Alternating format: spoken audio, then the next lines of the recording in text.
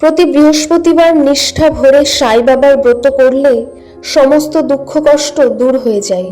এরই সঙ্গে সমস্ত আর্থিক বাধা দূর হয়, সংসারে আসে আনন্দ। তাই প্রতি বৃহস্পতিবার নিষ্ঠা ভরে সাই বাবার ব্রত পালন করুন এবং ব্রত কথা শ্রবণ করুন ও পাঠ করুন। শুরু করছি সাই বাবার ব্রত কথা। তার আগে নতুন প্রিয় দর্শকরা অবশ্যই চ্যানেলটি সাবস্ক্রাইব করবেন। শুনো শুনো ভক্তবৃন্দ, শুনো সর্বজন, সাই বাবার ব্রত কথা করিব বর্ণন। প্রথমে প্রণাম করি লক্ষ্মী নারায়ণে, জগতের সৃষ্টিকর্তা ব্রহ্মা চতুরাননে। প্রণমামি মহেশ্বর দৈবকী নন্দন, প্রণমামি ৩৩ কোটি যত দেবগণ। প্রণাম করি শ্রী রামচন্দ্রে ভক্ত হনুমানে, রইল প্রণাম শত সহস্র যত ভক্তগণে। প্রণমামি মহামায়া গণেশ জননী, যার মায়ায় এ ভুবন চলছে দিবাজামি। বন্দনা করি এবে লক্ষ্মী সরস্বতী, সিদ্ধিদাতার প্রণাম করি হয়ে হৃষ্টমতী। গুরুদেবের বন্দনা করি ধরিয়া চরণ, যাহার কৃপায় পাই ইষ্ট দর্শন। গুরু ব্রহ্মা গুরু বিষ্ণু গুরু মহেশ্বর, গুরুর দয়াতে পাই জগৎ ঈশ্বর। এইবার সাই বাবা সাধুরে চরণ, পূজিয়া তাহার কথা করিব বর্ণন। ধরাভূমি বাধা বিঘ্নে যত যায় ভরে, অত্যাচারে মানুষ থাকে দুঃখিত অন্তরে। সেই কালে অবতারের হয় আগমন, সাই বাবা সেই রূপ মোদের প্রিয়জন। ঈশ্বরের অংশে তিনি লোভিয়া জনম, অসহায় মানবেরে করেন রক্ষণ।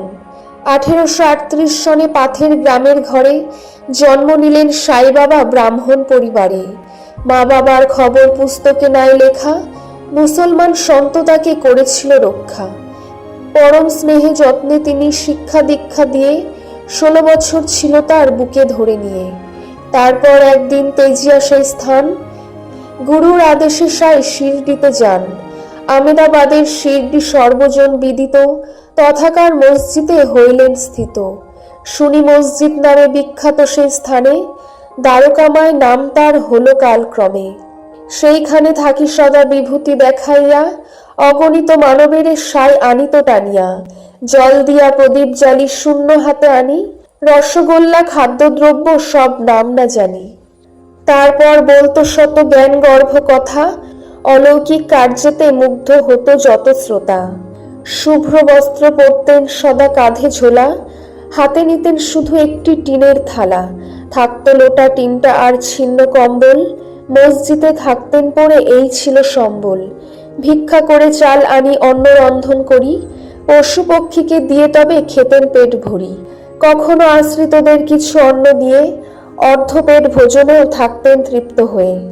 কত রকম দিতেন ঔষধ নানা রোগের তরে, আনন্দের বইত উজান বন্ধা নারীর ঘরে।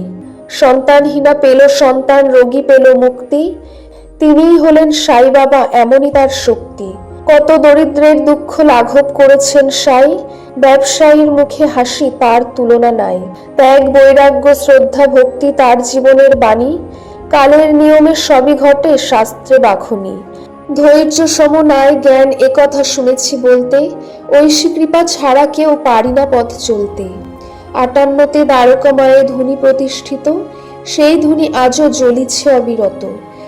মানব কল্যাণ হেতু আজও ধুনি জ্বলে, ভক্তগণ মুক্তি হেতু যায় দলে দলে।